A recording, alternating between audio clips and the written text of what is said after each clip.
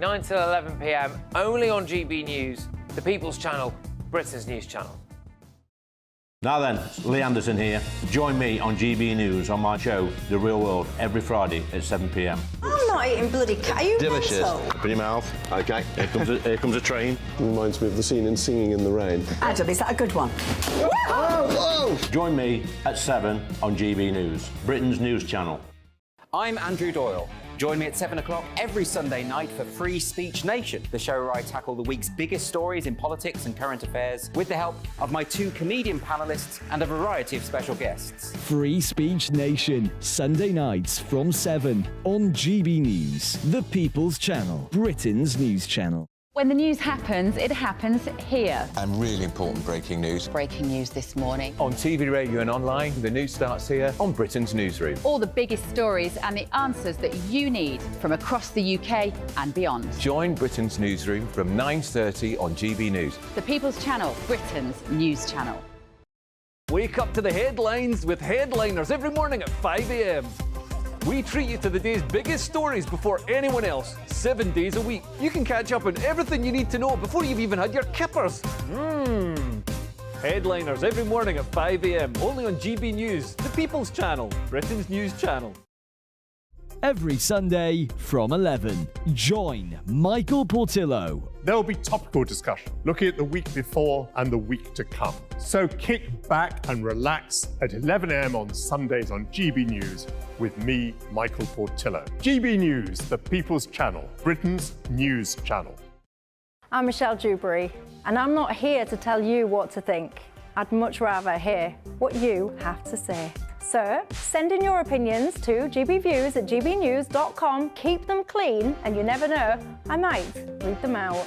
With my panel here on Jubes & Co, we debate, we get stuck into the issues of the day on a show where all views are welcome, especially yours. GB News, the People's Channel, Britain's news channel. Have a great Saturday night with me, Leo Curse, on the Saturday Night Showdown. It's a crazy world out there, so come and make fun of it with me, my panel of comedians, and a couple of people who actually know what they're talking about. This Saturday Night Showdown is your front row ticket to the clown show every Saturday, only on GB News, the People's Channel, Britain's news channel.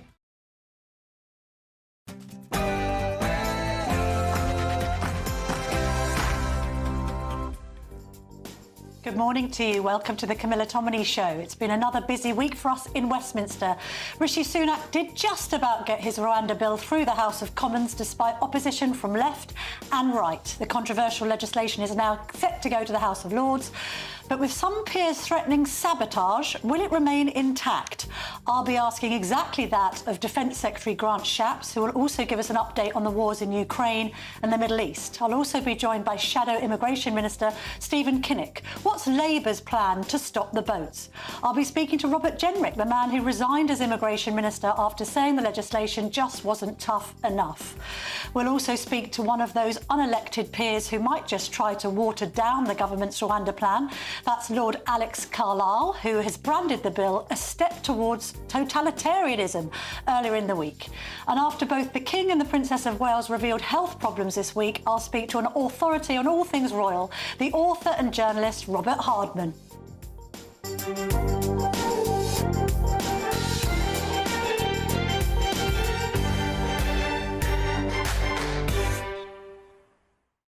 Well, let's get kick-started with the papers now with Patrick O'Flynn. He's a Spectator columnist and a former UKIP MEP, also my former colleague at Express Newspapers back in the day, Patrick. Lovely to see you. Obviously, in the aftermath of the Rwanda bill passing through the Commons just about last week, that rebellion proved to be a bit of a damp squib. There's lots of coverage on what could happen next, whether it's going to hit too many hurdles in the Lords. There's analysis of Rishi Sunak and whether he's stuck between a rock and a hard place and what he does next with a view to what he seems to be facing, which is electoral oblivion. What do you make of it? I mean, he did squeak the legislation through, but is it a Pyrrhic victory? I think it probably will turn out to be a Pyrrhic victory, Camilla. And It's an interesting story. First of all, I'd like to turn to in The Observer, on page 2 of The Observer today, which says that there'll be an early skirmish in the Lords as soon as tomorrow because the Labour former Attorney General Lord Goldsmith has got a motion which seeks really to give more weight to the Supreme Court's verdict that Rwanda couldn't be classified as a safe country. And even though it's more of a symbolic thing in the Lords tomorrow, Goldsmith is trying really to delay the effect of the Rwanda law, to say there would need to be a bedding in time when Rwanda would need to show that it had changed its ways. And of course, we're operating to an incredibly tight timetable here. Whereas if Rishi Sunak can't get planes off before the general election, then the public faith in him will collapse entirely. So I think you can see a Labour strategy may turn out to be more about delay rather than do what perhaps the Tories would like to and line themselves up entirely with the so-called unelected elite in the House of Lords. I think that might be the way Labour's opposition plays out. Although that might be convenient to the Prime Minister, although it doesn't seem so on the face of it, because, of course, the Tories can then turn around and say that the Lords are delaying this plan. And having blamed European judges and lefty lawyers, they can then say unelected peers are stopping us from stopping the boats.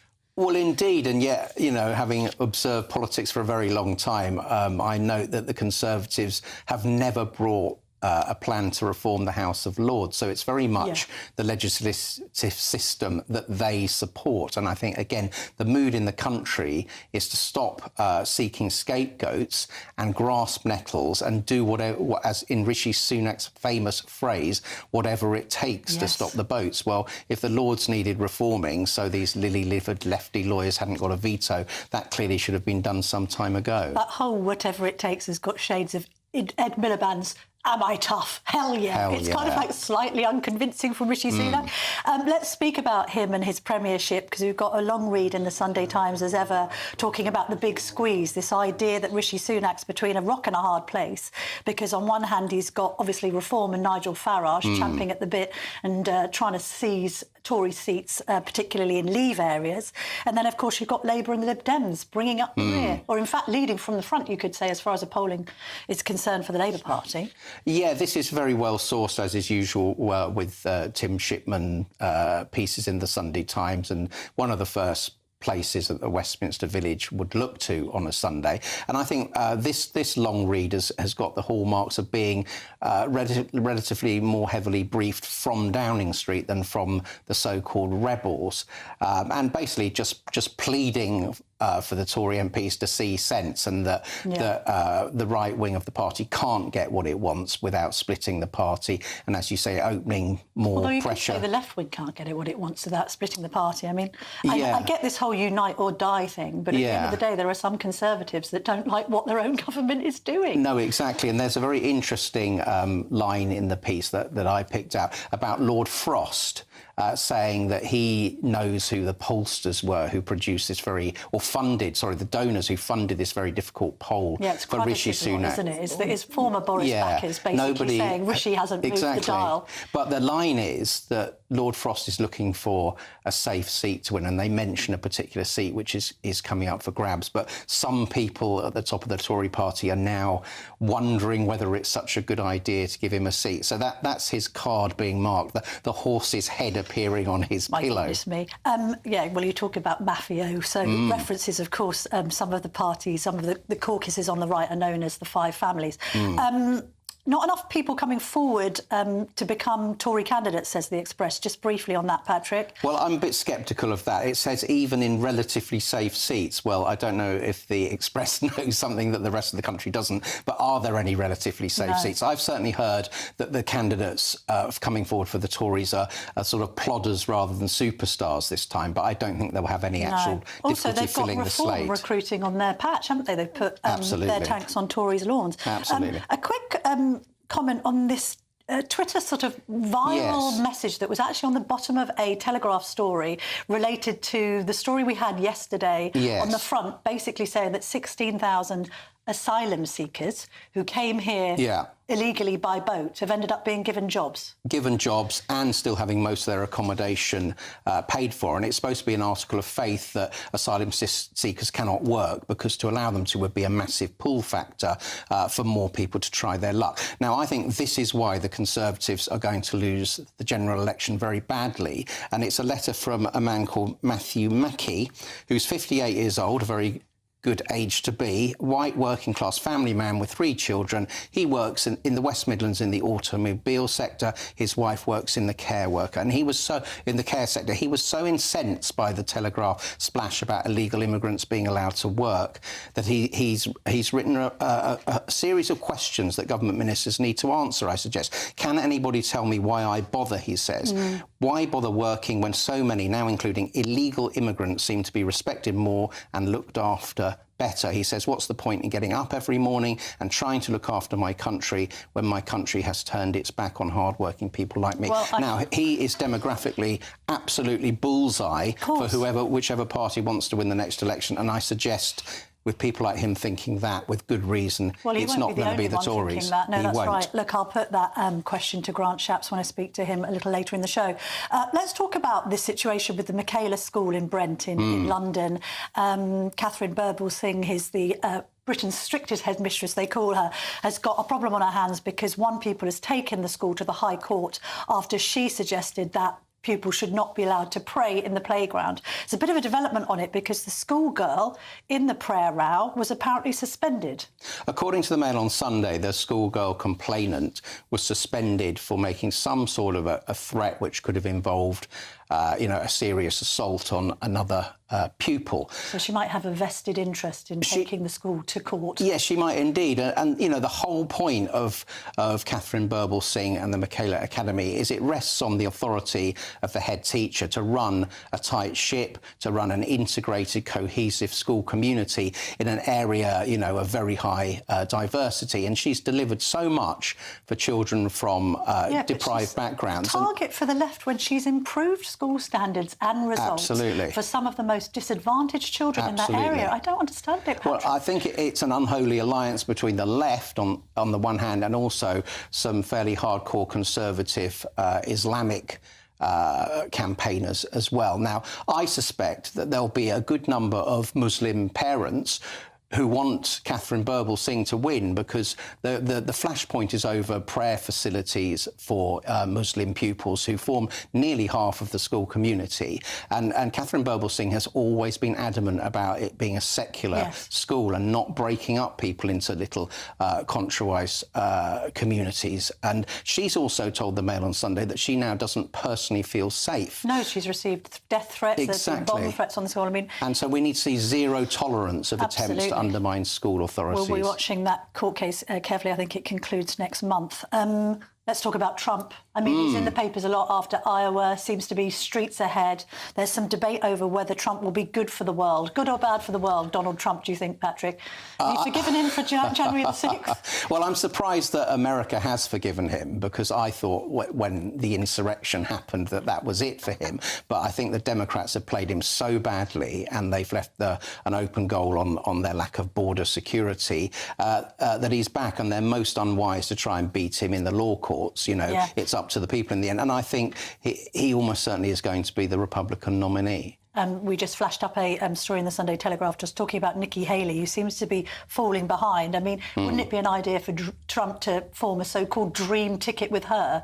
Not sure whether she's up for it, though. Yeah, perhaps, but I think she's a classic traditional Republican Party, right-wing on economics, on foreign policy, very much in the line of supporting NATO at all costs, and just very conventional. I don't really see it as an easy working relationship if he did choose her. A quick word on Boris Johnson's op-ed in the Mail yesterday, basically saying Trump should be re-elected. He's better for the case for world peace.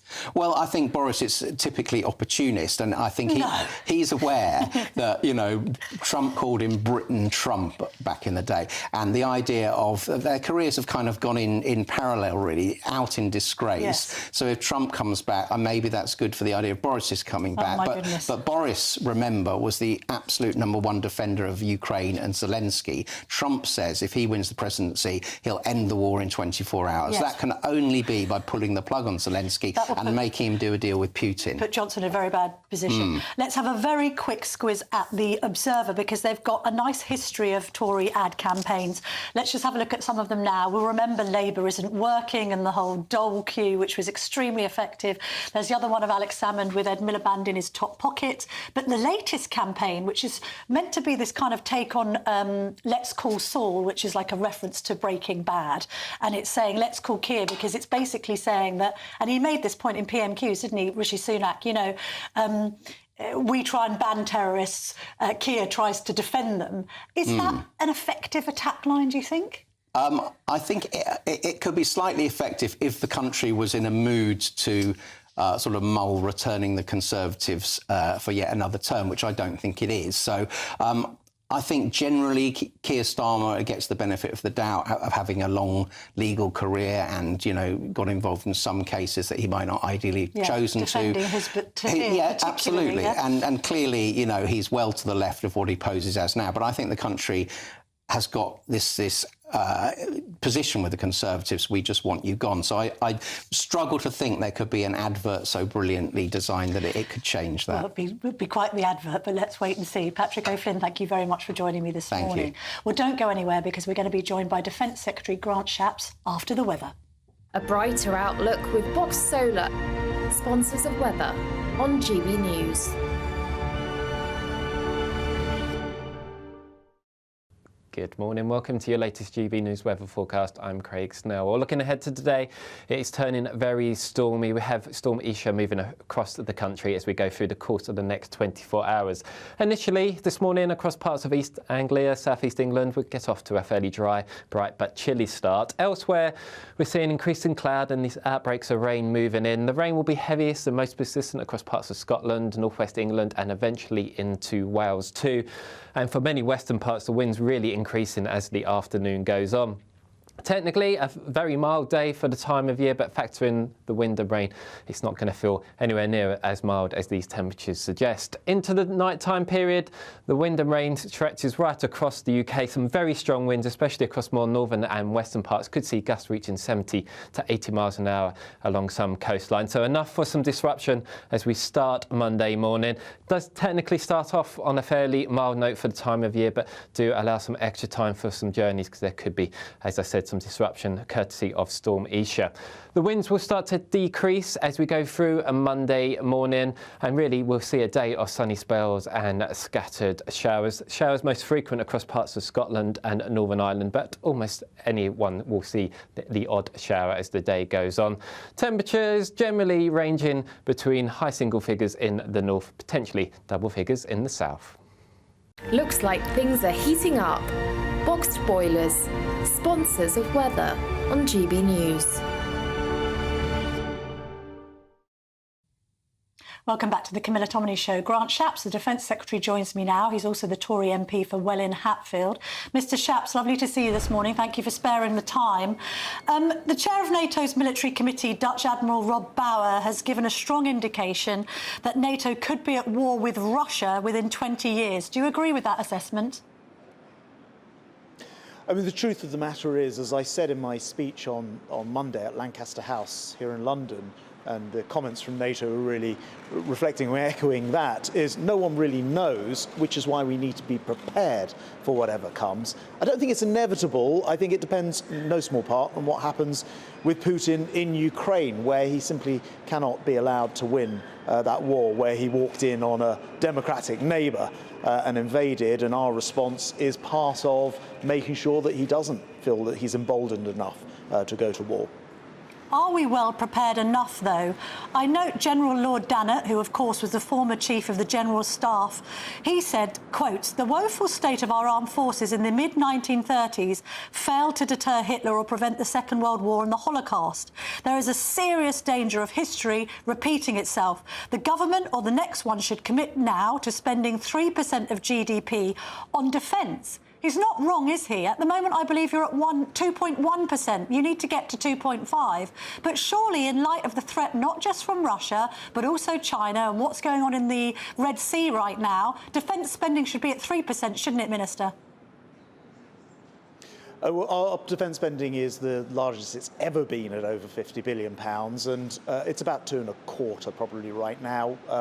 And we agree it needs to go higher. In fact, the government's committed, as conditions allow, to go to 2.5%, and we think that is absolutely right to go in that. In fact, my entire speech on Monday was about this subject, about how we prepare for what is undoubtedly a more dangerous world. So you're seeing everybody commenting in different ways about the state of the world, NATO, Richard Dannatt there, as you just mentioned, and myself on Monday, we're all concerned that we need to have that plan in place, and we have a plan, and we're investing £288 billion over the next decade to make sure that we do pump more money into our military, into our equipment, and that we can safely defend ourselves. And Britain's leading the way, as I said, in Ukraine, but actually also this week I announced an operation in Europe called Steadfast Defender, which is a NATO operation, which the United Kingdom's providing 40% of the ground troops and 50% of the overall personnel, even though there were 32 countries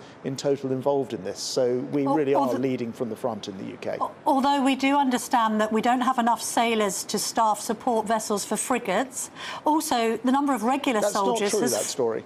OK, so tell us what is the truth of the story, because it has been widely reported that we don't have enough sailors. Meanwhile, Mr Shapps, we see that regular soldier numbers have fallen by 40% since 2010. So first of all, I saw the story saying that we couldn't send the carrier strike group out. The story's completely untrue. In fact, we are sending the carrier strike group out as part of that Steadfast Defender operation I mentioned a moment ago.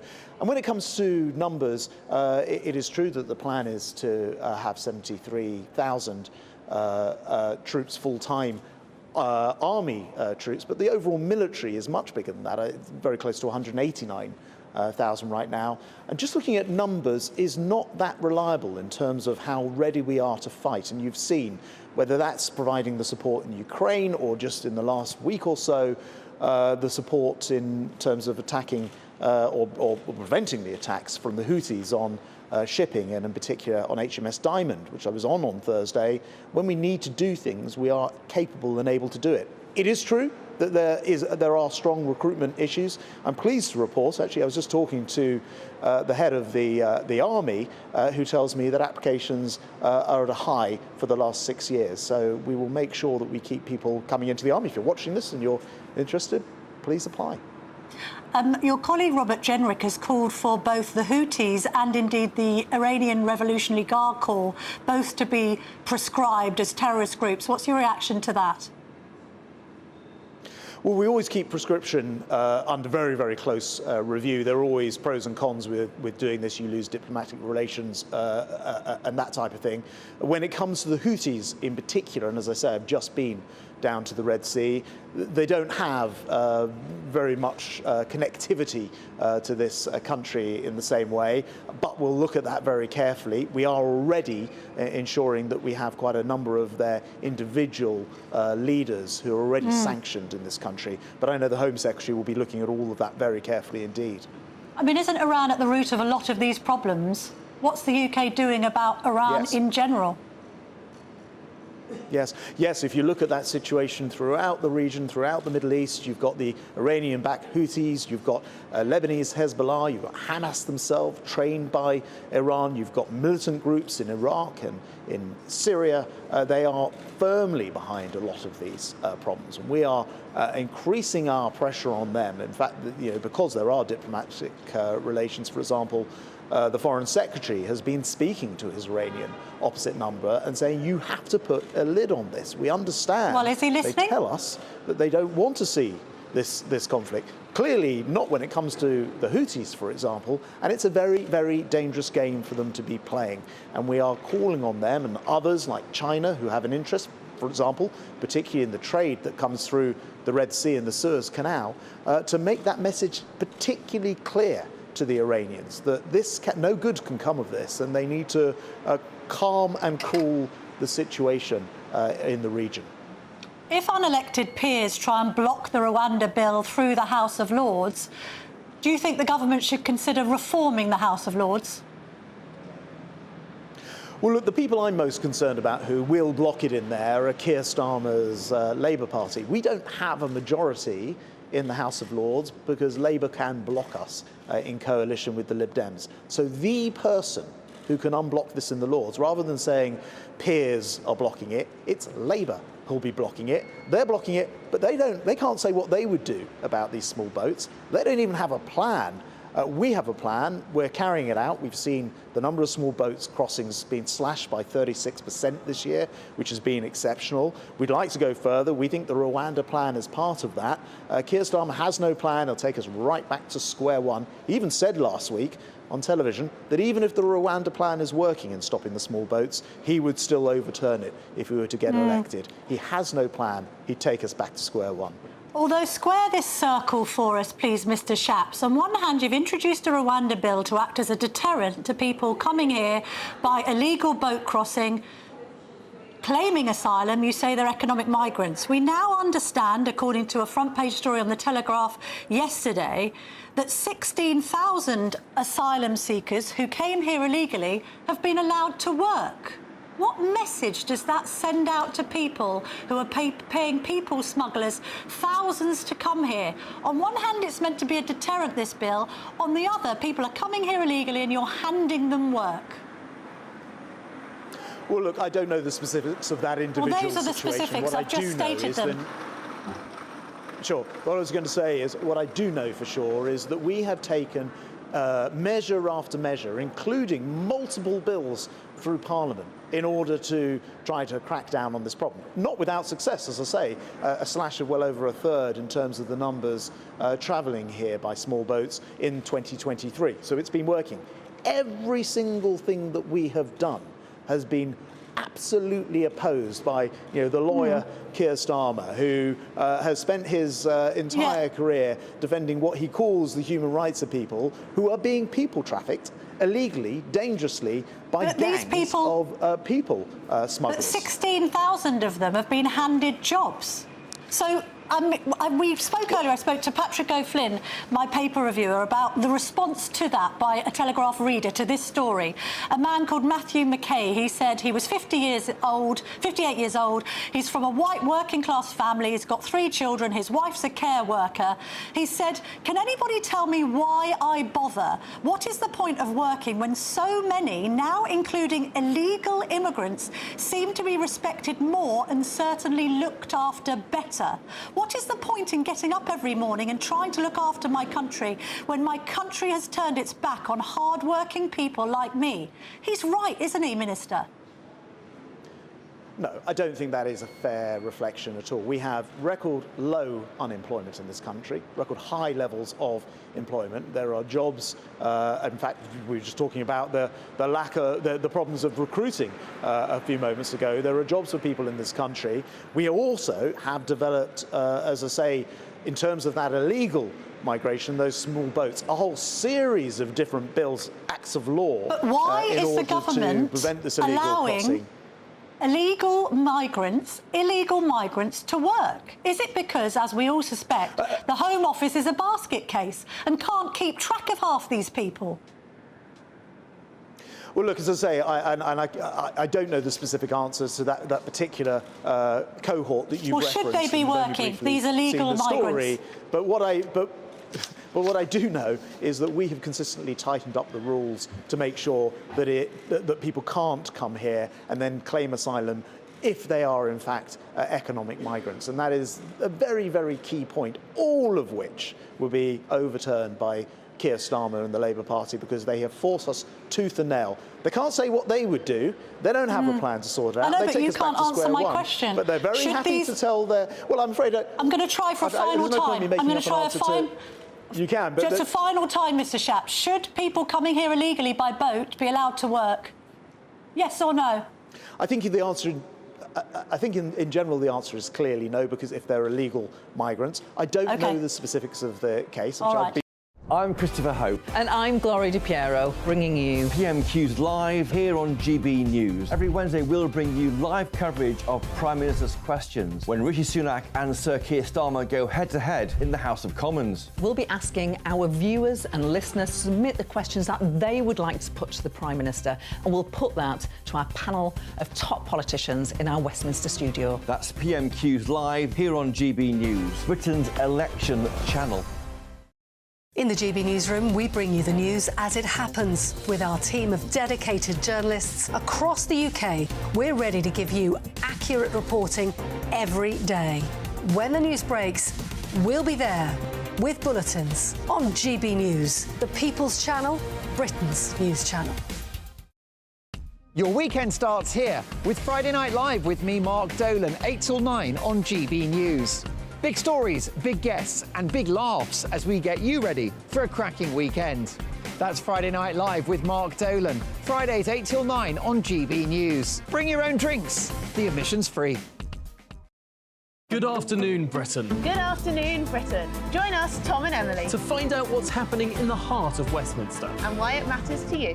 Weekdays from midday, we bring you the most compelling stories from across the United Kingdom. And from your doorstep to our inbox. That's right, we want to hear from you. GB News, Britain's news channel. Big news, big debates, big opinion. Patrick Christie's Tonight is the week's biggest show. Every weekday, 9 to 11 p.m, we've got the inside track on the day's top stories. There'll be sharp takes you won't get anywhere else. We will set the news agenda, not just follow it, and I want to bring you along for the ride. Whatever it is, we'll have our finger on the pulse. It's news, but it's this close to entertainment. Patrick Christie's Tonight, 9 to 11 p.m, only on GB News, the People's Channel, Britain's news channel. GB News is Britain's news channel, and now you can support it. All you have to do is scan that QR code that's up on your screen right now, or you can go to gbnews.com/support and become a GB News member. You'll have fantastic benefits. We're also going to organise special events where you as GB News members can meet the presenters, the on-screen faces. Scan the QR code or go to gbnews.com/support. Thank you so much. Join us every night on GB News at 11 p.m. for Headliners, which is 3 top comedians going through the next day's news stories, which is exactly what you need, because when the establishment has gone crazy, you need some craziness to make sense of it. Headliners. You don't have to bother reading the newspaper. We've got it covered for you. Every night at 11 p.m. and repeated every morning at 5 a.m. We won't send you to sleep like some of the other paper review shows out there. So join us 11 p.m. every night on GB News, the People's Channel, Britain's news channel. I'm Michelle Dewberry, and I'm not here to tell you what to think. I'd much rather hear what you have to say. So, send in your opinions to gbviews@gbnews.com. Keep them clean, and you never know, I might read them out. With my panel here on Jubes & Co, we debate, we get stuck into the issues of the day on a show where all views are welcome, especially yours. GB News, the People's Channel, Britain's news channel.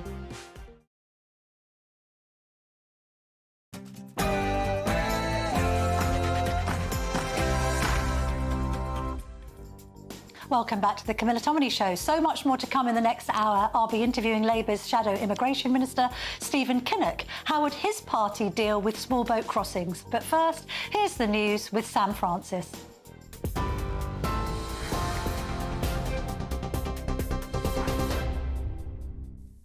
Camilla, thank you very much, and good morning from the GB Newsroom. The headlines at just after 10 o'clock. Well, our top story today, the UK is bracing for the 9th named storm of this season, and it's a potential record breaker named Storm Isha. Forecasters are warning of powerful winds of up to 80 miles an hour, with coastal areas particularly at risk. Travel disruption is also expected, with some roads and bridges as precaution.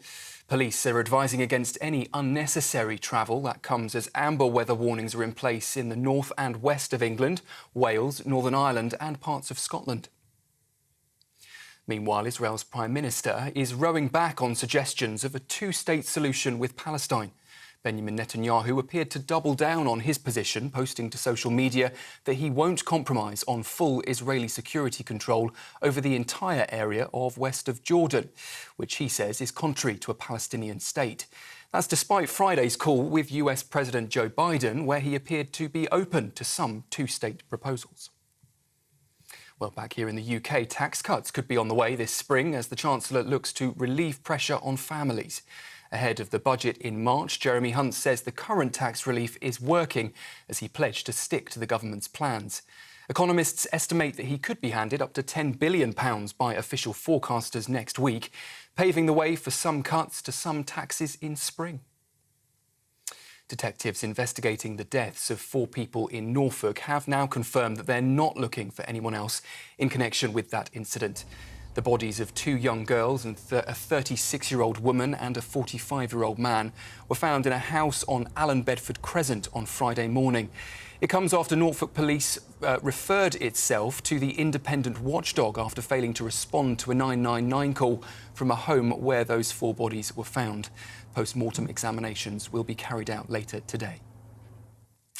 And tens of thousands of people are taking to the streets across Germany. That's in protest against a right-wing political party. Marchers carrying banners saying against hate and defend democracy, among others, are gathering in more than 100 cities and towns across the country. It comes after reports revealed a recent secret meeting involving a popular alternative German party, where they apparently discussed the mass deportation of millions of people from so-called non-German backgrounds, which would also include many German citizens. Well, that's the latest from the GB Newsroom for now. I'll be back at the top of the hour. In the meantime, we're on TV, on digital radio and on your smart speaker. Just say, play GB News. Now, though, let's head back to Camilla in Westminster.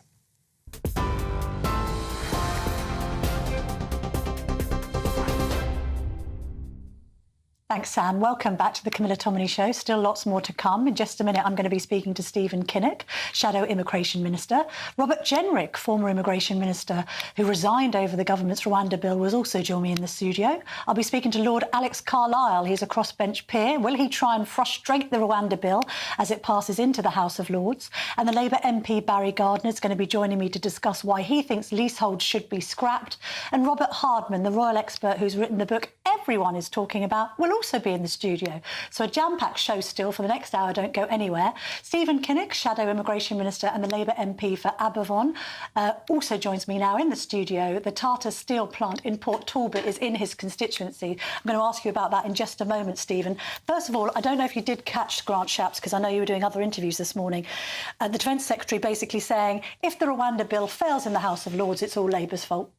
Well, this is typical of what we hear from Conservative ministers. They just want to blame everybody. Well, it's not wrong if you block it. I mean, you know, you've got an elected government who's got this legislation through, albeit the rebellion that was threatened didn't materialise. So, democratically speaking, it should go through the House of Lords unchallenged by Labour, shouldn't it? But they're constantly trying to blame everyone rather than take responsibility. They blame Labour, they blame lawyers, they blame judges, they blame the European Union, they blame anyone rather than taking responsibility. They are the government of the day. They have a majority in the Lords and a majority in the Commons. So this idea that we block things is complete nonsense. But they're saying that you are blocking their attempts to stop the boats. I mean, presumably you do want to stop the boats. Labour wants to stop the boats. 100%, of course. Therefore, you should support the legislation that's been designed to do that. You should probably be encouraged, in fact, that some of the righties of the Tory party didn't succeed in their amendments, which would have toughened the law up. Actually, it was supported by the One Nation group that are more left-leaning in the Tory party. That should make the Labour Party happy, that it's not the sort of right-wing legislation that people feared, that it's a bit softer and therefore it should go through the upper chamber unchallenged. Because you want to stop the boats. Well, we voted against the right-wing amendments that came forward because they would be undermining Britain's commitment to the rule of law, and we would never support that. This bill will be treated like any other bill in the House of Lords. The job of the House of Lords is to scrutinise. It's a revising chamber.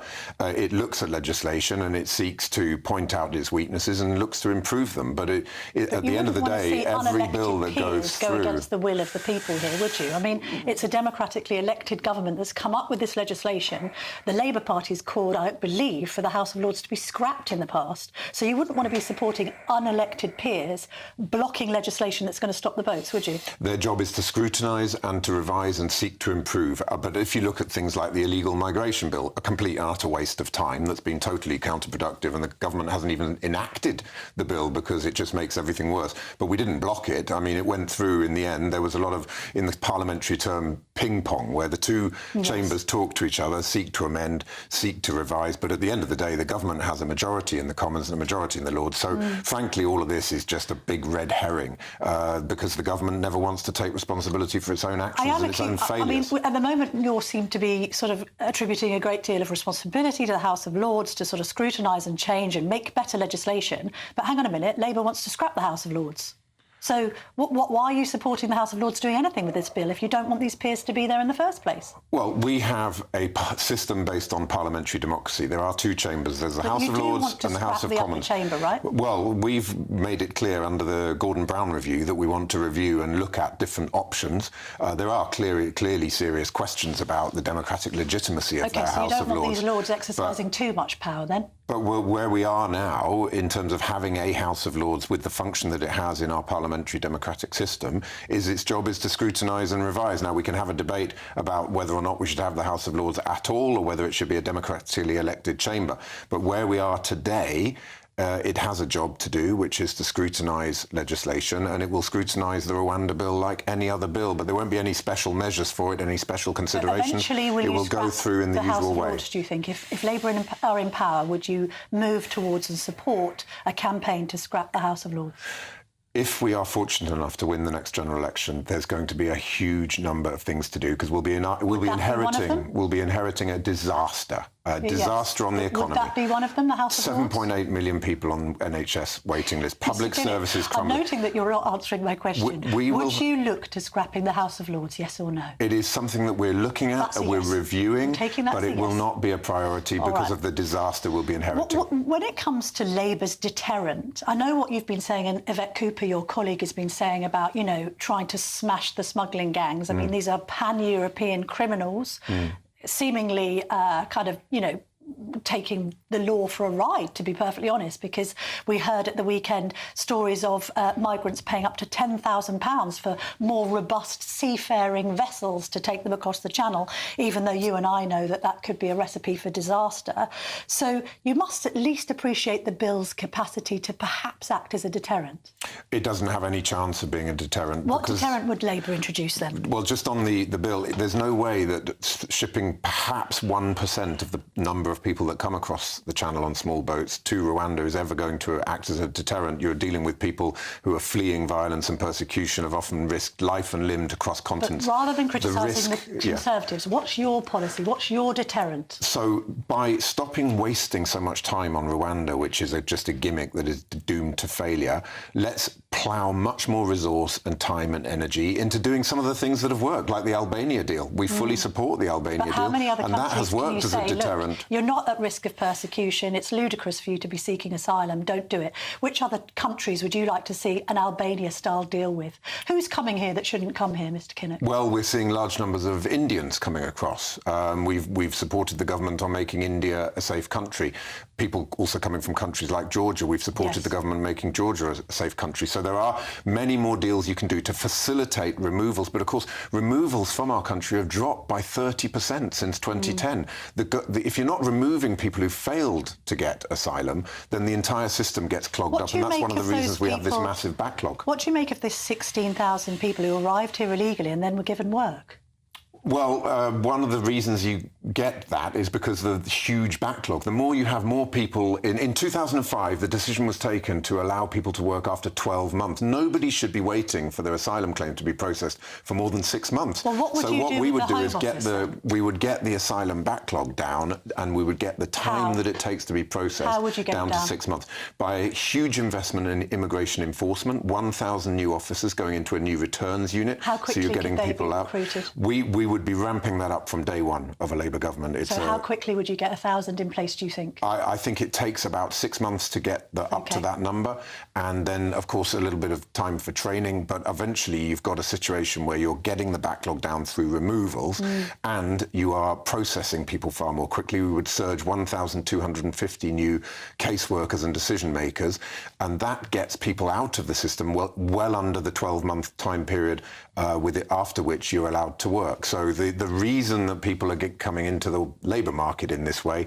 is because of the backlog. You've got to deal with the causes of the issue, not just the symptoms. It does suggest that they're economic migrants, not asylum seekers, though. I mean, Yvette Cooper seems to think that anybody coming by boat is ergo an asylum seeker. That's wrong, isn't it? No, if you get asylum, you apply for asylum. If you're granted asylum, you get leave to remain and you have the right to work. And I think we want that. We want people who are genuine asylum seekers and genuine refugees contributing to our economy, and often they end up contributing huge amounts to our society and to our economy. But it can't be done through the back door. It has to be based on a robust and rapid processing system. Quick final question on Port Talbot, because it is in your constituency. On one hand, Labour have said, it's an outrage. The closing down of these steelworks is going to cost 2,800 jobs, yet it's being done for the very reason that Labour is pushing. It's being done to meet this net zero target. So you can't have it both ways, can you? You can't have your cake and eat it, push for net zero and then complain about job losses. Well, the problem is this deal that the government has done with Tata Steel has got nothing to do with decarbonisation, because it's based on importing millions of tonnes of steel from India. I know, but every time the government's come up with a net zero target, you've been backing it. And then some. You want net zero on steroids, don't you? We support decarbonisation. We feel that the planet is burning, but we also see that decarbonisation can create jobs. But you can't have a deal which is based on importing millions of tonnes of steel from India, where steel making is 30 to 40% more carbon intensive than in the United Kingdom. The deal that the Tata Steel has done with the government is the wrong deal. It's a bad deal. They should back the compelling multi-union deal and back Labour's £3 billion clean steel fund, which would work in partnership with our steelmakers to get us to it's a bridge to a future rather than a cliff edge. Although very quickly, we find that your Green Prosperity Plan now, Labour insiders are saying, don't mention the 28 billion because you're not able to commit to that pledge. I don't know where those lines have come from. We are committed to ramping up to 28 billion in the second half of our first Labour term. Of course, it takes some time to identify the right projects and invest in the right way. And a big part of the 28 billion, of course, is the £3 billion clean steel fund. One example of what we'll do in terms of driving decarbonisation without deindustrialisation. Thank you very much indeed for joining me this morning, Stephen Kinnock. Don't go anywhere, because after the break I'm going to be speaking to Robert Jenrick, the man who quit as Immigration Minister because he thought the government's Rwanda plan didn't go far enough. Don't go anywhere.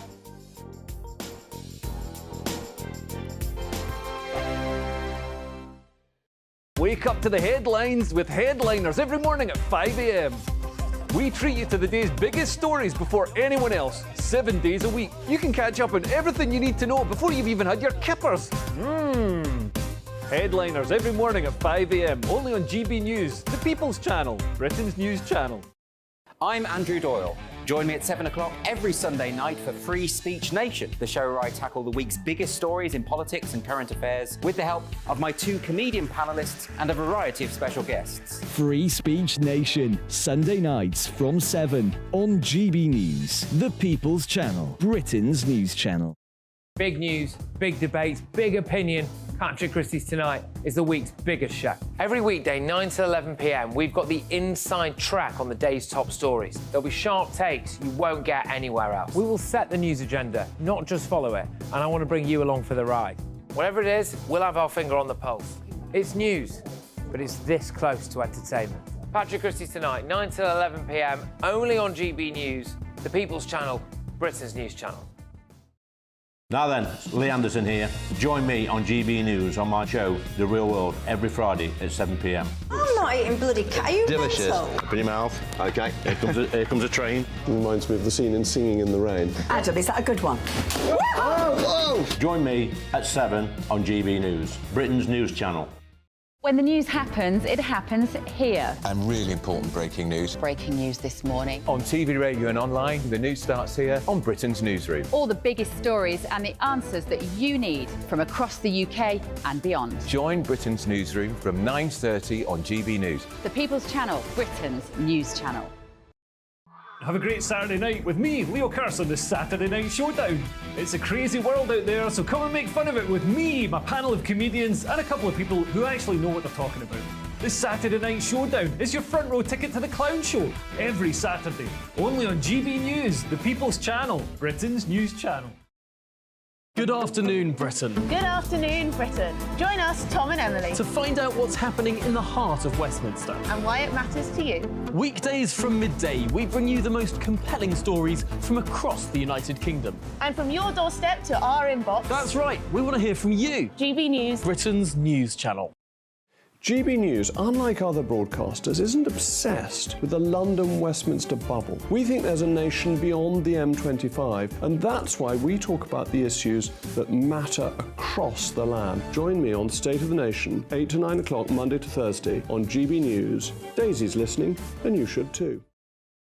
Every Sunday from 11, join Michael Portillo. There'll be topical discussion, looking at the week before and the week to come. So kick back and relax at 11 a.m. on Sundays on GB News with me, Michael Portillo. GB News, the People's Channel, Britain's news channel. When the news happens, it happens here. And really important breaking news. Breaking news this morning. On TV, radio and online, the news starts here on Britain's newsroom. All the biggest stories and the answers that you need from across the UK and beyond. Join Britain's newsroom from 9:30 on GB News. The People's Channel, Britain's news channel.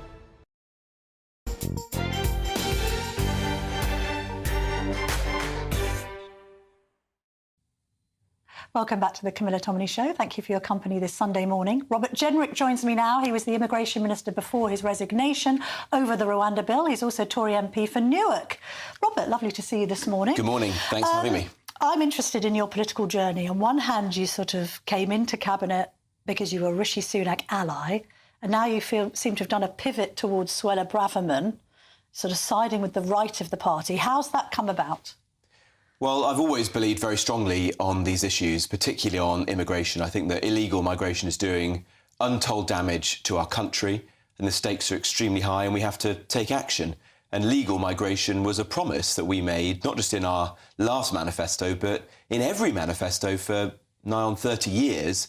And yet we're living in a country where 750,000 people are coming in legally every year. And so on these two issues and others, I feel extremely strongly, and we need to take greater action as a government to protect the country from this great challenge. But you're saying that this Rwanda bill isn't tough enough. I mean, obviously there's been warnings from the likes of Isaac Levido and others about the Conservatives' campaign for the general election being undermined by people like you.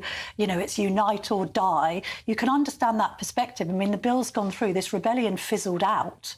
Why was that?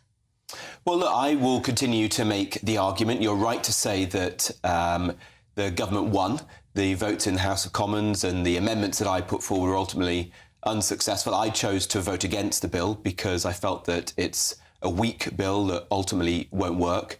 And we will have to see now if in August there are still small boats crossing the channel, then it will be shown that my argument was right and the government's was wrong. But I hope, of course, that the Prime Minister is successful, because I want to see the small boats stop. I think this is doing immense damage. Think of the hotels, the billions of pounds are being wasted, the people who are dying in the Channel, the people smugglers that are feasting on this appalling trade. I want to see the small boats stop. I believe that the way to do that is through the most robust action. And that view is formed having travelled around the world, having seen that the only countries in the world that have fixed this problem, Australia and Greece in recent years, chose to take the hardest path. That's what I was proposing. The Prime Minister ultimately wanted to do a different way. Why do you think the Prime Minister wouldn't listen to you? I mean, you and Suella were at the sharp end of things at the Home Office. I mean, is it poor leadership skills? Is it a lack of understanding of the electoral calamity he faces with the threat from reform? What is he pig-headed? What's the answer? I think you have to ask him. I think he genuinely believes that the bill that he is proposing will work. I take a different view, and we'll have to see, won't we? Is he just being naive? Is he naive? What is this?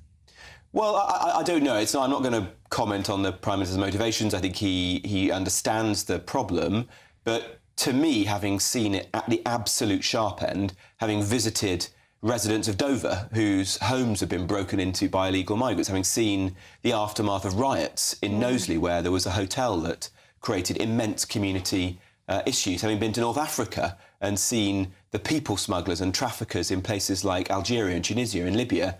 I think this is an immense challenge, and not one that's just a fleeting issue. No. It's going to be with us for many decades to come, and I want to insulate the UK from that. That was why I resigned from government. That's why I proposed these amendments. Are you going to campaign next for us to leave the ECHR? Well, I think that our membership of the ECHR is unsustainable. I think that will become clearer and clearer to the British public in the months and the years ahead. It was a separate debate from the one we've just had in the House of Commons on the bill, But because do I we don't need think to we have it actually now that the have bill's to gone leave through? the ECHR to fix the small boats crisis. But it is a debate I think now we do need to engage in as a party for the Conservatives and as a country, and it's one that I want to be at the forefront of. When you were in the Home Office, I mean, we've heard a lot of this since John Reid was in the helm, actually, and talking about it being a basket case and it's just crazy. And there's even an argument that different departments need to be hived off. It's just too big and unwieldy. What's your impression of it? I mean, do the people working in the Home Office have a grip on immigration, both legal and illegal? Well, I think it's a bad captain who blames his crew, but it was a department that faced immense challenges, and you saw in recent years some of those issues, like this backlog of cases that grew up, like the appalling waste of taxpayers' money with hotels. I think there is a lack of operational expertise there, because billions of pounds of taxpayers' money is being spent, and you need really good people to be doing the job, bringing in expertise from the private sector, for example, and more accountability as well for officials who get things wrong. Should we split the Home Office up, do you think? I think there's a case for doing that and creating a very tough borders department, which is solely focused on securing our borders, stopping illegal migration. But I mean, that's really for another day. Ideological opposition. Priti Patel spoke about this a bit. You know, she's trying to pull on a lever and then the civil service are pulling on the opposite lever. I think there's a degree of that, and this is a highly charged issue, but also the web of legal arrangements that we have allowed to rise up over recent years and decades, whether that's the treaties like the ECHR, which are now very out of date. They're all created in the immediate aftermath of the Second World War, a very different world where there was just a few million people on the move. Today there are tens, probably hundreds of millions of people on the move, either fleeing genuine war and persecution or in most cases looking for better economic prospects. And so you need a fundamentally different settlement, both internationally and domestically, to solve that problem. And I'm afraid you do need to embrace the toughest policies if you genuinely want to fix this problem, rather than just dealing with the symptoms. And yet we read in yesterday's Telegraph that 16,000 asylum seekers who arrived here illegally by boat have been given jobs. Yes, I think that's wrong.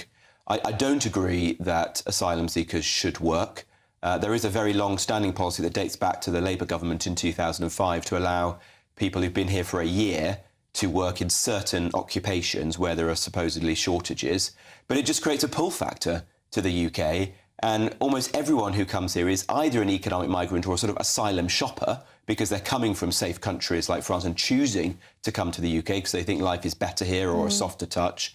And so I don't think that's the right approach. There were actually members of Parliament, members of the House of Lords, mostly on the opposition benches, who wanted to reduce that 12 months to just 6 months, and we resisted that. What I did as Minister was double the fines, in fact triple the fines for illegal working, and increase the raids by 50% that are going out to see workplaces like car washes, care homes, nail bars, etc., typical places where illegal migrants can be found working. Because you've got to make the UK less of a soft touch, reduce the pull factor here, so that somebody who is sitting in Germany or France or Belgium doesn't feel the urge to come here to the UK. And if you talk to those countries, like the French, for example, the two of the biggest factors they say drive people to come to the UK are how easy it is to work in the black market here and access to public services like the NHS. Let's have some clarity, hopefully from you, on legal migration. Should there be a cap on it, and what should it be? Well, I think that legal migration is in many respects the bigger issue than illegal, because the numbers are so great and the damage it's doing to the country is very significant. It's felt by so many people. Do we need to go back to tens of thousands, as promised by David Cameron all those years ago? I'm not sure that an arbitrary target is the right approach, although I'm not averse to it. We'd have to think very carefully about what it is. Why But not? I definitely, that's what people watching and listening to this want. Well, I want to get it down cap to... the numbers at 200,000. Well, I certainly think it should be 200,000 or lower each year. Whether or not we get down to tens of thousands, I think you'd have to think carefully about that. But the kind of ballpark that the public want to see is around that level. If you look at the polling, people want to see it in the tens of thousands, and they have no idea quite how many people are coming in. There's a recent poll that came out. Well, they say that the Home Office doesn't seem to have any idea how many people are coming in. It has very poor data. But my argument is that it's causing huge damage to the economy because it means that people and employers are undercutting British workers' wages. They're not investing in technology to improve productivity. It's created a huge issue for housing, an issue that I've campaigned on for many years. Yeah. And I think the housing crisis today is as much an immigration crisis as it is one about housing. We've only got a minute left, so a couple more questions for you. You want to see a ban on face coverings at protests. Why? I do. If you look at those protests, for example, about Gaza in recent months, I think it's completely wrong that people are able to be on the streets wearing masks. It means that it's very hard for the police to arrest them, to hold lawbreakers to account, and it makes many people feel very nervous and uneasy on the streets. It's very intimidating, so I want to see the law changed. And final question. I've noted that you've lost some weight. You've had a haircut.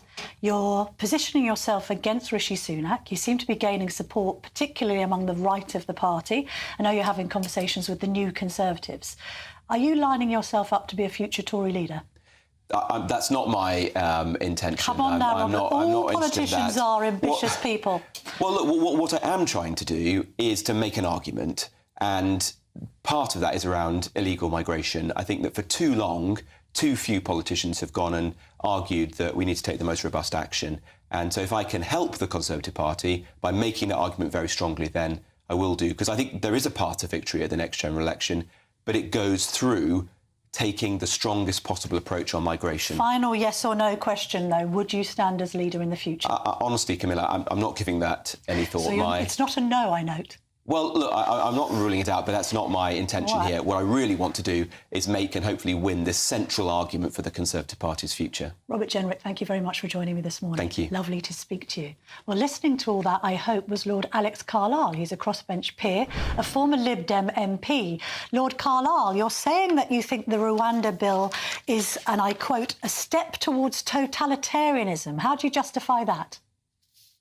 Very simply, the Supreme Court found that Rwanda is not a safe country at the present time to which people should be sent. So the government is saying, well, we don't agree with that, so we're going to ignore the Supreme Court.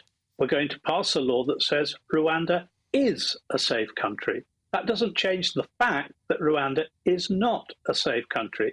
So it's an Orwellian approach to this issue. So it looks to me like a step, and I didn't mean it was the introduction of totalitarianism, a step that is typical of what happens in totalitarian states. And I don't like it. And, you know, there is a host of evidence to support my view, not least the fact that in the House of Lords tomorrow there will be a debate on a report by the all-party International Agreements Committee of the House of Lords, which on 10 separate grounds has said that the Rwanda Treaty and therefore this bill are not appropriate. So what are you going to do about it then, Lord Carlile? Well, first of all, I will speak against the treaty and the bill tomorrow, relying on the grounds that have been produced in a short report, which I'm sure you'll have seen, from the All-Party International Agreements Committee. And then when the bill comes to the House, I will, I'm sure with others, be supporting and possibly tabling myself some amendments to change the bill to make it compatible with the UK's reputation and international law requirements. I don't disagree with much of what... Discomfort with that. You're an unelected peer. This legislation has been voted through the House of Commons. It's been proposed by a democratically elected government that wants to stop the boats. We've got a huge amount of polling to suggest that the British public want to stop the boats. And then you have a group of unelected peers, yourself included, trying to thwart this legislation. In what way is that fair? Camilla, you're one of our finest political journalists, and you know perfectly well that when you want to rely on the House of Lords doing something sensible, then you're perfectly prepared to do so. The House of Lords is not there to thwart the House of Commons. But the role of the House of Lords is to amend bills that are going through Parliament so that they are compatible with the standards of legislation that we produce in this country. This bill is not compatible with any of the standards we use in legislation. It's based on a fiction, which I've already described, and it is a challenge by the government against the courts. The judges were not challenging the government in the Supreme Court case, it's the other way around. And it shows a complete disrespect by the government for our legal principles. So I think it's perfectly legitimate, though we are not elected, and we acknowledge that, to attempt to improve this bill, as we do in the House of Lords, to meet the required standards. Lord Carlile, final point, very, very briefly. The thing is, though, that you're not a court, are you? You're a Chamber of Parliament. Yeah, we're a Chamber of Parliament, but we are there specifically to improve draft legislation, and that is what we will be trying to do. Again, I would say people should read the International Agreements Committee report to see the 10 points why this is thoroughly bad law. OK. All right, Lord Carlile, thank you very much for your time this morning. Thank you. Thank you. Michael Portillo, former Defence Secretary and my fellow GB News presenter, will be here from 11. Michael, lovely to see you. I'm glad we've colour coordinated this morning. What have you got coming up on the show?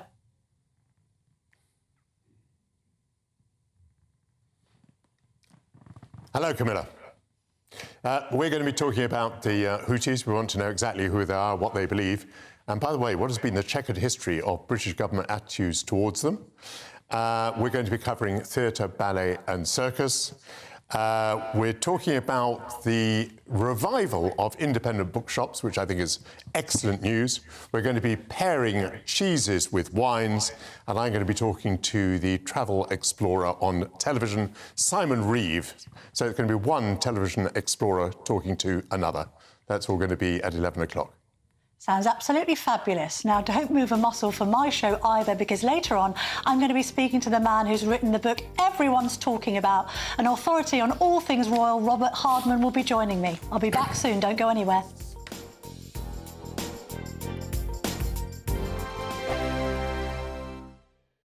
Your weekend starts here with Friday Night Live with me, Mark Dolan, 8 till 9 on GB News.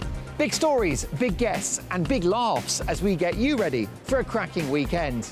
That's Friday Night Live with Mark Dolan. Fridays 8 till 9 on GB News. Bring your own drinks. The admission's free. In the GB Newsroom, we bring you the news as it happens. With our team of dedicated journalists across the UK, we're ready to give you accurate reporting every day.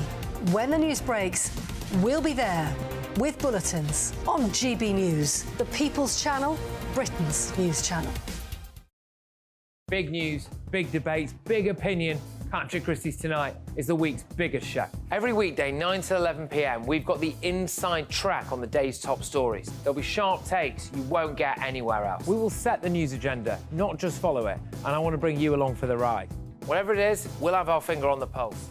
It's news, but it's this close to entertainment. Patrick Christie's Tonight, 9 till 11 p.m, only on GB News, the People's Channel, Britain's news channel.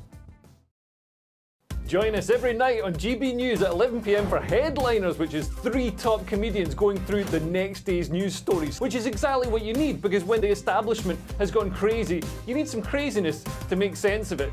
Headliners. You don't have to bother reading the newspaper. We've got it covered for you. Every night at 11 p.m. and repeated every morning at 5 a.m. We won't send you to sleep like some of the other paper review shows out there. So join us 11 p.m. every night on GB News, the People's Channel, Britain's news channel. I'm Michelle Dewberry, and I'm not here to tell you what to think. I'd much rather hear what you have to say. So send in your opinions to gbviews@gbnews.com. Keep them clean, and you never know, I might read them out. With my panel here on Jubes & Co, we debate, we get stuck into the issues of the day on a show where all views are welcome, especially yours. GB News, the People's Channel, Britain's news channel.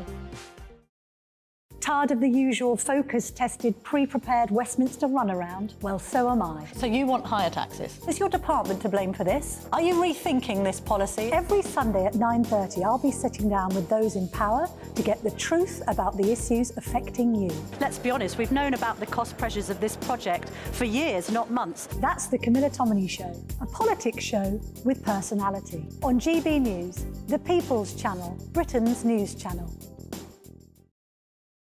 I think the most exciting bit for me is talking to people. People who I think are ignored often by the major news channels. We're going to give news they want to hear. There's a voice there that needs to be heard. I think there's a chance here for a diversity of opinion to be expressed, which you don't find elsewhere. It's really exciting. We don't hold back. We're free to say how decisions that are taken here affect us all around the country. Only on GB News, the People's Channel, Britain's news channel. Good afternoon, Britain. Good afternoon, Britain. Join us, Tom and Emily, To find out what's happening in the heart of Westminster. and why it matters to you. Weekdays from midday, we bring you the most compelling stories from across the United Kingdom. And from your doorstep to our inbox. That's right, we want to hear from you. GB News, Britain's news channel.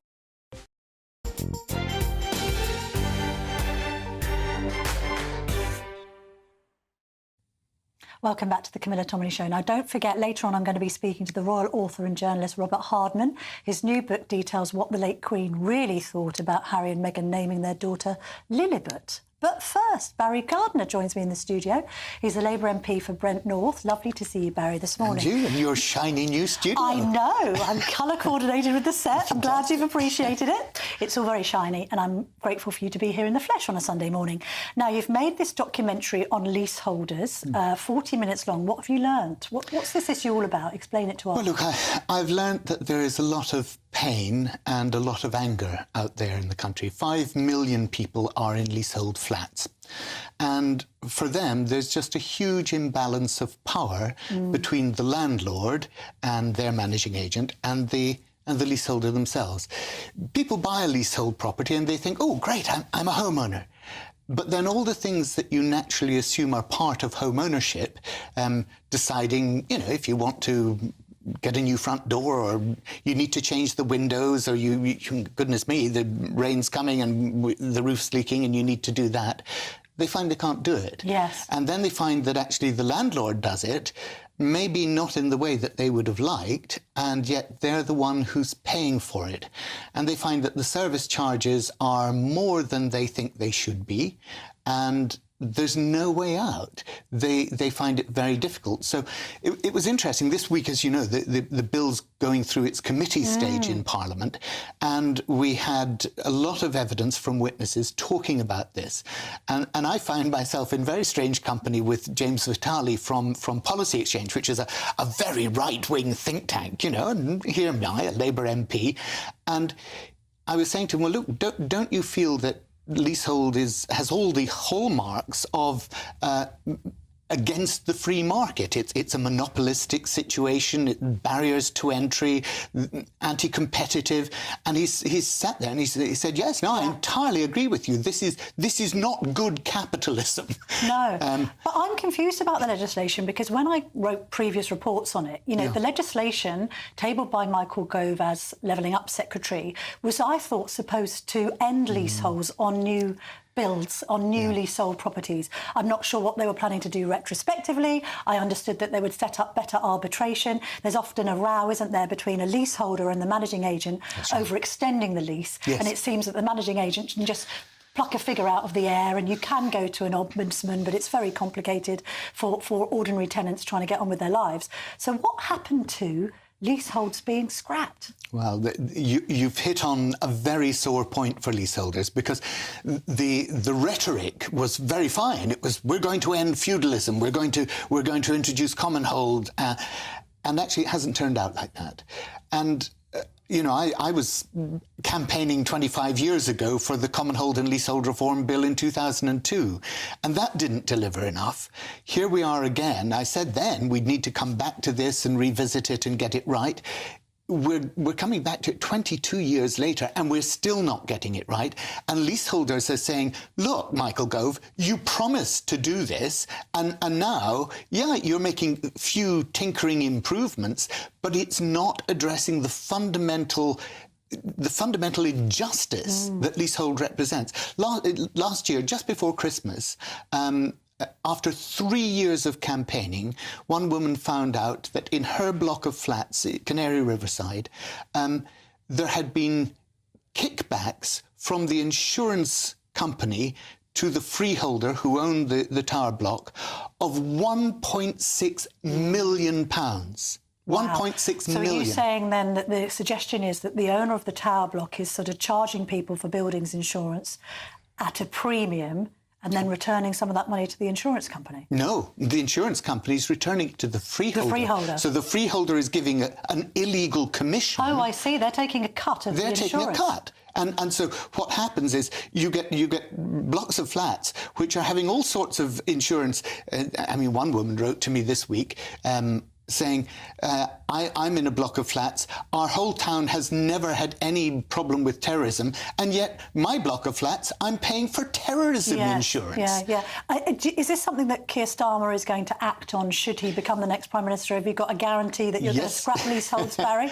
Yes, I have. The party has said that this is going to be a manifesto commitment, and they said that we will move to common hold, which is the way in which all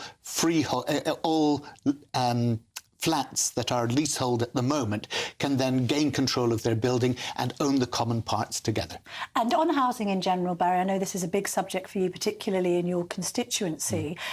Do you think that the Labour Party should sort of put a number on it and say, we are going to be building X by Y? Because you've been in Parliament for a long time. Yeah. You'll be familiar with the fact that successive governments have failed the public on this. Right. And look, all the talk that this government gave about a property-owning democracy, I'm afraid it hasn't happened. And we need to build more houses because housing is the sort of hyperinflated part of our economy, and we need to spread economic opportunity throughout the country instead of everybody always coming in down to the southeastern London where house building and house prices have just gone through the roof. What would you like to set a target? 500,000, for instance, higher? Look, I'd have to look at it, but I think you're right. I think what we need to do is we need to be saying, in terms of our industrial strategy, our economic strategy, saying, look, there are places around the country where we want to see this economic growth. It's not going to happen unless people can live there affordably and sensibly. Can I ask you just a question? It's slightly off this topic, but just because it's not your constituency, but it's a neighbouring constituency where the Michaela School is. I think it's under Dawn Butler's auspices. I know the school. I visited the school. Of course, you'll have also constituents of pupils who go there. I mean, what do you make of the repeated attacks by the left on this head teacher? I mean, she's dubbed Catherine Burbill-Singh Britain's strictest headmistress. She's now dealing with this High Court case involving this prayer ban. I mean, she's made huge improvements for the local area, hasn't she, in turning the school around, getting amazing results for its cohort. Why are the left so critical of this head teacher? Look, I don't want to get involved in a dispute there. What I would say is this. I know that some parents came to me, my constituents whose children go to the school. They came to me and they said, look, when we went to the parents' evening, to prospective parents' evening, to decide if we wanted to go to the school, we asked about prayer facilities at the school, and we were told there is no specific prayer room, but that children are perfectly at liberty to pray in the playground if they want to do that in a section of the playground. Now, the children of this family were then stopped from doing that.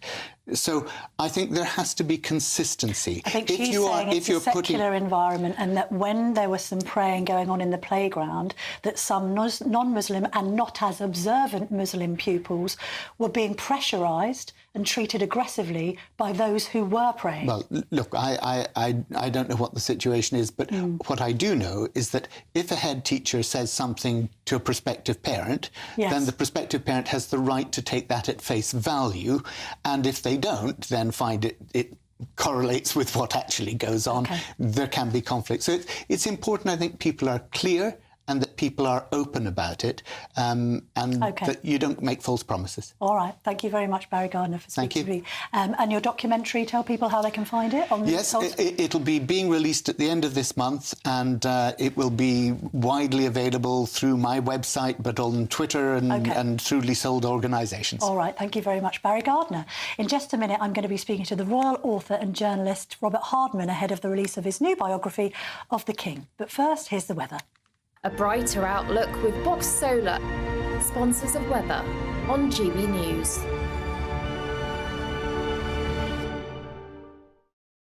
Good morning, welcome to your latest GB News weather forecast. I'm Craig Snell. Well, looking ahead to today, it's turning very stormy. We have Storm Isha moving across the country as we go through the course of the next 24 hours.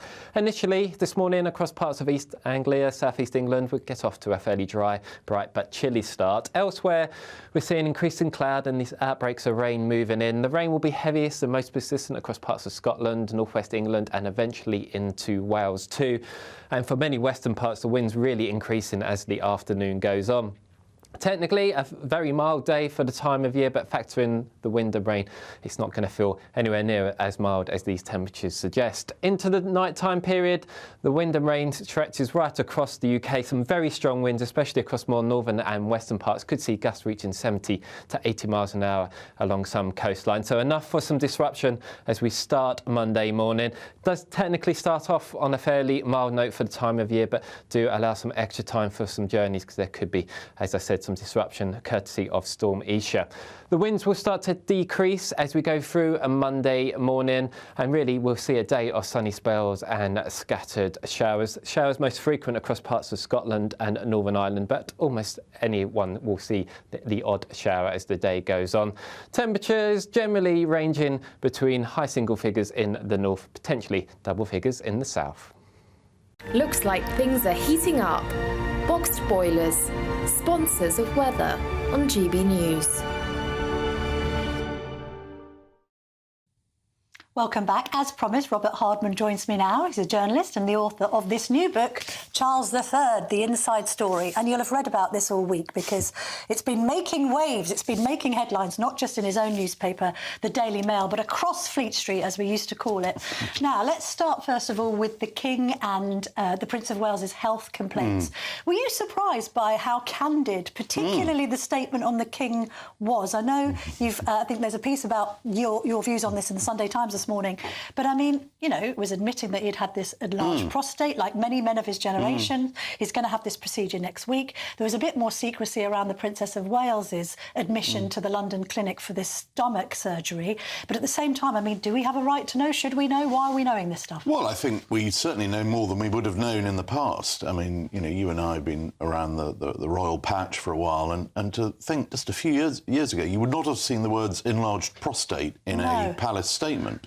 But I think that's sort of a piece with the sort of new tone of this reign. You know, I think the King takes a view, well, you know, the public have a right to know some things, they don't have a right to know everything. But if I'm going to be, you know, if I'm a leader, if I'm setting an example, then if I can do some good by saying what it is that I've got, then encourage other people to step forward. And we've suddenly seen this huge spike in telephone calls to surgeries, online research, a number of people looking and looking up, you know, prostate issues. Do you think that came from the King? Yeah, I think he, you know, he definitely has a sense that, of course, private things must remain private. But again, with the princess, I thought, you know, there was if you like, sort of, there was a greater degree of candour about the situation. To have two medical bulletins like that on the same day was pretty remarkable. Do you think that the King released his statement to take the pressure off the Princess of Wales and all the question marks over what she was going through? I think we often like to read lots into this. I think, honestly, I think it was just a case of, I think, you know, she was having her treatment anyway. But I mean, she was in hospital at the time. His followed a checkup. It's really more down to the fact that, you know, when you're royal, if you are going to step out of your duties for a few days because you have to, that sets in motion an awful lot of cancellations, letting people down. They hate letting people down because because they know that every engagement that's on their schedule for the next few weeks, you know, would have been planned to the nth degree for months. And so there are going to be a lot of unhappy people. And you've got to let them know soon before they sort of, you know, start putting out the bunting. A couple of key revelations in the book. I mean, you piece together in a quite forensic manner, actually, the day that the Queen died. I mean, as far as the information that you've received, and particularly that note that you managed to find that has been written by Sir Edward Young, her private secretary, she went peacefully, which is of comfort, I think, to the nation. I mean, it's quite important. That's quite something to report. Well, I wanted to do it as sensitively as possible.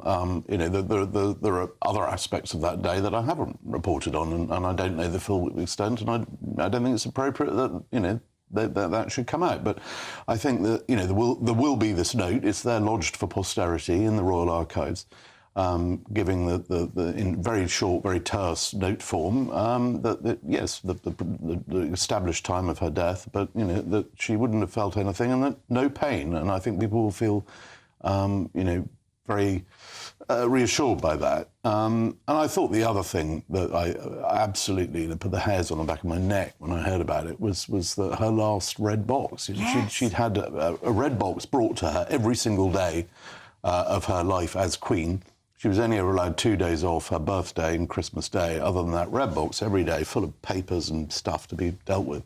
And right at the end, you know, they open up her last red box that's there in her room after she's died, and there's a letter to the Prince of Wales, there's a letter to Sir Edward Young, and there's some homework because she was doing the last nominations for the Order of Merit, which she always took extremely seriously.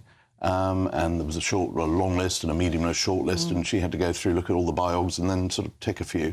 And so those nominations, she did them. But the letter to Charles, I mean, do we think that that's because she did know that the end was nigh? Do we think that she always had that letter in the red box, maybe for recent months, because she knew she was in ill health? We don't know. As I say in the book, we'll probably never know what was in it. And I totally understand that. But I think there was certainly a sense of, on those last few days, she really wanted to get the country back on its feet. That's why she was so keen to be on her feet and looking the part. In that final photograph. With that final photograph, because, you know, all summer, there hadn't really been a government to speak of. Yeah. And she knew she had to appoint Prime Minister. Her central role, absolutely number one duty as a constitutional monarch, is ensure the good governance of the country. And so she wanted to appoint Liz Truss, get that done. And obviously that involved, before that, you know, accepting the resignation of Boris Johnson. And she was very buoyed up having done that. That was a weight off her mind.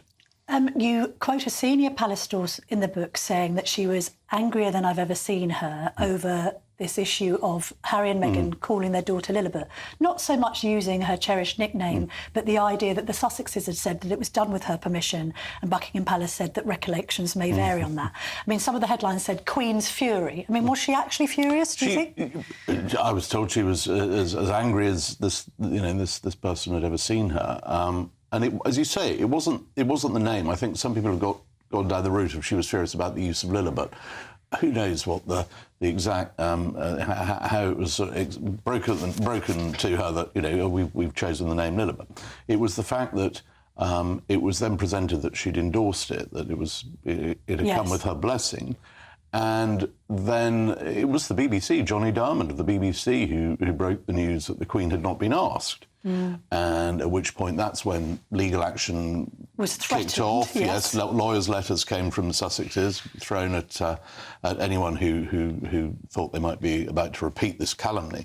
And the Sussexes went to the palace, or their team went to the palace to sort of get there to prop up the story. And there was a rather deafening silence because the palace was not going to endorse a version of events that didn't tally with what the Queen remembered, and that's what you can't do. You can't. You know, recollections may vary, and if they do, they're not going to budge. Do you think? I mean, in that final year with Spare and everything, I mean, goodness me, and the Netflix things and everything, in the run-up to all of that, do you think that the late Queen was sort of tearing her hair out about Harry, that she was angry with him, or more a case of saddened? I don't think she would have been. She loved Harry. I mean, he wrote in his book Spare that they had a sort of special relationship. Well, I'm sure all the grandchildren would like to have felt that. But she definitely, she adored Harry. She can't have enjoyed the Oprah Winfrey interview. No, but I think, you know, you've always got to stand back and think, well, think of all the things she's had to deal with during her life and her reign. In the scheme of things. In the scheme of things. And we always like to, obviously, as journalists, we always fixate on whatever the crisis of the moment is and say, oh, my gosh, they must be, you know, lying awake at night worrying about this. But when you've been through, as she did, when you've been through, you know, the Second World War, knowing that any minute your entire family could be wiped out, your parents nearly get killed 3 times in a week by bombs on the palace. When you've gone through the 90s, when you've gone through the Annus Horribilis, your castle burning down, existential crisis for the line of succession, Panorama, all these things, the death of Diana.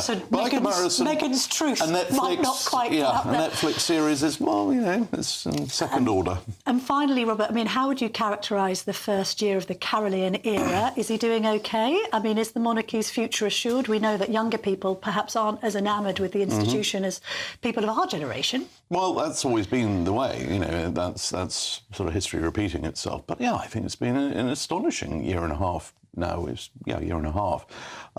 When you look back to all what everyone was sort of predicting, oh, well, you know, it'll never be the same. How can you possibly fill the shoes of the great Elizabeth II? And, of course, she's an impossible act to follow. But that sense of continuity and stability, and particularly at a time of political instability, I think the monarchy has been absolutely, you know, it's done what it's there for. And I think he's come right through. He's a happy king. That's crucial. He's very much, he's got a grip. I just thought the way right at the start, you know, he hit the ground running.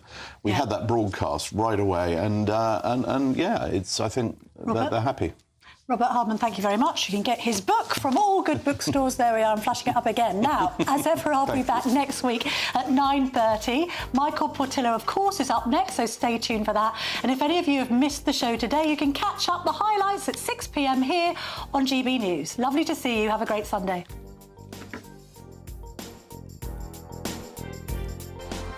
GB News is Britain's news channel, and now you can support it. All you have to do is scan that QR code that's up on your screen right now, or you can go to gbnews.com/support and become a GB News member. You'll have fantastic benefits. We're also going to organise special events where you as GB News members can meet the presenters, the on-screen faces. Scan the QR code or go to gbnews.com/support. Thank you so much. Big news, big debates, big opinion. Patrick Christie's Tonight is the week's biggest show. Every weekday, 9 to 11 p.m, we've got the inside track on the day's top stories. There'll be sharp takes you won't get anywhere else. We will set the news agenda, not just follow it, and I want to bring you along for the ride. Whatever it is, we'll have our finger on the pulse. It's news, but it's this close to entertainment. Patrick Christie's Tonight, 9 to 11 p.m, only on GB News, the People's Channel, Britain's news channel. Now then, Lee Anderson here. Join me on GB News on my show, The Real World, every Friday at 7 p.m. I'm not eating bloody cat. Are you delicious? mental? Open your mouth. OK. Here comes a train. Reminds me of the scene in Singing in the Rain. Adam, is that a good one? Whoa! Join me at 7 on GB News, Britain's news channel. I'm Andrew Doyle. Join me at 7 o'clock every Sunday night for Free Speech Nation, the show where I tackle the week's biggest stories in politics and current affairs with the help of my 2 comedian panellists and a variety of special guests. Free Speech Nation, Sunday nights from 7 on GB News, the People's Channel, Britain's news channel. When the news happens, it happens here. And really important breaking news. Breaking news this morning. On TV, radio and online, the news starts here on Britain's Newsroom. All the biggest stories and the answers that you need from across the UK and beyond. Join Britain's Newsroom from 9:30 on GB News. The People's Channel, Britain's news channel. Wake up to the headlines with Headliners every morning at 5 a.m. We treat you to the day's biggest stories before anyone else, 7 days a week. You can catch up on everything you need to know before you've even had your kippers. Headliners every morning at 5 a.m, only on GB News, the People's Channel, Britain's news channel. Every Sunday from 11, join Michael Portillo. There'll be topical discussion, looking at the week before and the week to come. So kick back and relax at 11 a.m. on Sundays on GB News with me, Michael Portillo. GB News, the People's Channel, Britain's news channel. I'm Michelle Dewberry, and I'm not here to tell you what to think. I'd much rather hear what you have to say. So, send in your opinions to gbviews@gbnews.com. Keep them clean, and you never know, I might read them out. With my panel here on Jubes & Co, we debate, we get stuck into the issues of the day on a show where all views are welcome, especially yours. GB News, the People's Channel, Britain's news channel. Have a great Saturday night with me, Leo Carson, this Saturday Night Showdown. It's a crazy world out there, so come and make fun of it with me, my panel of comedians, and a couple of people who actually know what they're talking about. This Saturday Night Showdown is your front row ticket to the clown show every Saturday, only on GB News, the People's Channel, Britain's news channel.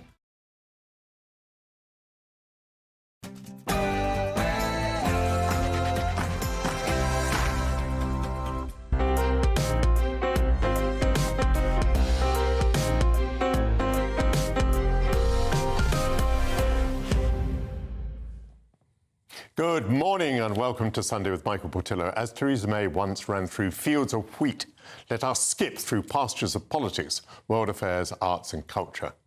Another week, another grim forecast for the Conservative Party. The most comprehensive opinion poll yet taken predicts a 1997-style wipeout for Rishi Sunak's party, with Portillo moments aplenty. Disastrous as it looks, there are those who say the poll possibly understates the extent of the crisis facing the Tories. So can they turn it around? An excellent panel will gather in a few moments to discuss just that. Sunak is battling more than electoral oblivion. Britain is engaged in military action as Western allies strike Houthi rebels in Yemen. I'll be speaking to a Yemeni expert to find out who these rebels are and to hear how the British government's attitudes towards them have varied. Is there a greater joy than stumbling upon an idiosyncratic bookshop? I struggle to think of one. And so it's excellent news that independent bookshops are enjoying something of a revival, with 51 opening last year. I'll be joined by 3 independent booksellers to talk about the charms and challenges of running this community institution. And speaking of valued and enchanting, Stephen Kinnock will provide his weekly theatre update, replete with ballet, musical theatre and circus. All of that to come this hour, but first, your news headlines with Sam Francis.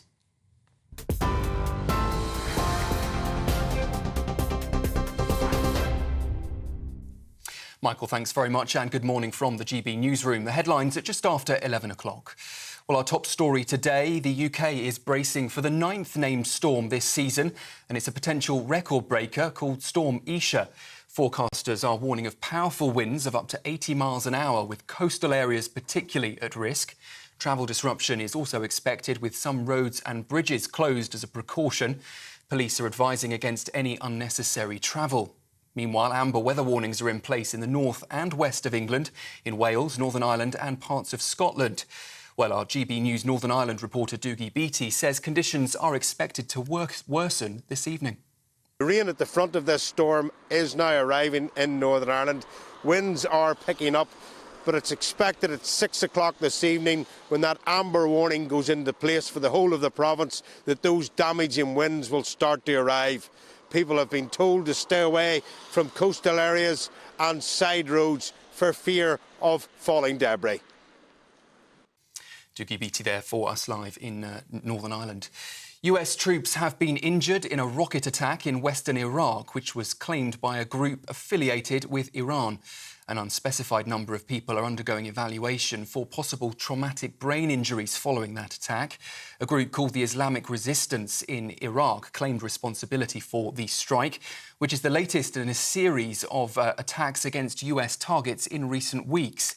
It marks another escalation amid heightened tensions in the region following the outbreak of the Israel-Gaza conflict. Meanwhile, Israel's Prime Minister is rowing back on suggestions of a two-state solution with Palestine. Benjamin Netanyahu appeared to double down on his position, posting to social media that he will not compromise on Israel's control over the entire area of west of Jordan, which he says is contrary to a Palestinian state. That's despite a call on Friday with US President Joe Biden, where the Israeli Prime Minister appeared to be open to some two-state proposals. Back here in the UK, the chief rabbi has criticised the use of the word genocide to describe the situation